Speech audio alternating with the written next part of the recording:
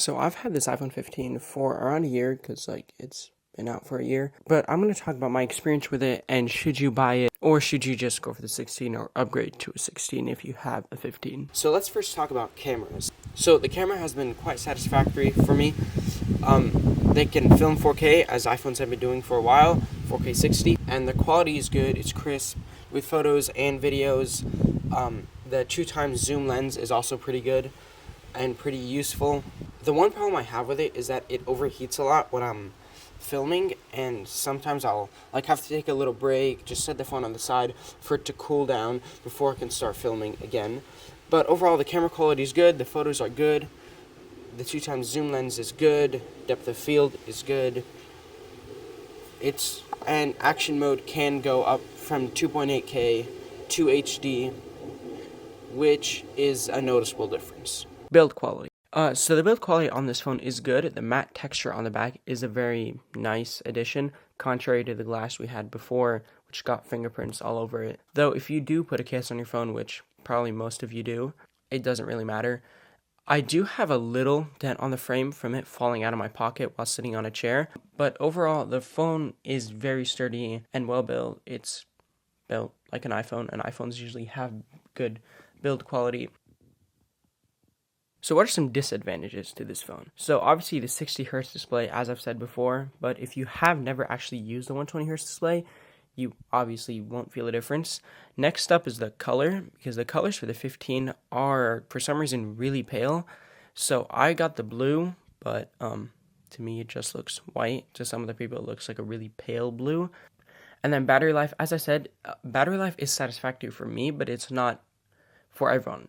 So obviously, if you're a heavy user, then you might go for the 15 Plus, or possibly the 16, because the 16 does have a boost in battery life. Then, of course, Apple Intelligence.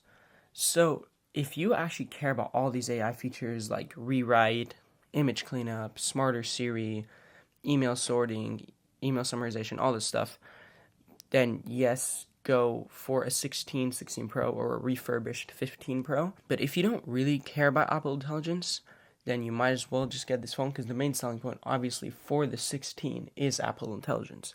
Other than that, there's very little new with the 16. So, battery life. How's the battery life on this phone? So, this phone, for the entire year I've had it, has not died on me once. However, I'm not a very heavy user unless I'm filming a video or a short film with it. So, I'm not probably the best person, but I think all the heavy users will migrate to the Pros.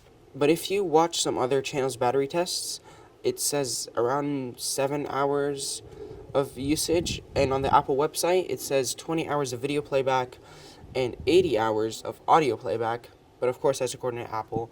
But battery life has been pretty good for me. Sometimes I can go 2 days without a charge. Then again, I'm not a very heavy user. If you're a heavy user, probably go for the 15 Plus, because the 15 Plus is known to have extremely good battery life, or just go for a Pro, like a refurbished 15 Pro. So, at the end of the day, should you get an iPhone 15 or 16? Well, if you already have an iPhone 15, there is really no need for you to upgrade to a 16 unless you're that desperate for Apple Intelligence features. However, if you have like an iPhone 11 or 12 or older, and you don't want to spend too much money on the latest and greatest iPhone, then yeah, the iPhone 15 and the iPhone 15 Plus are great options.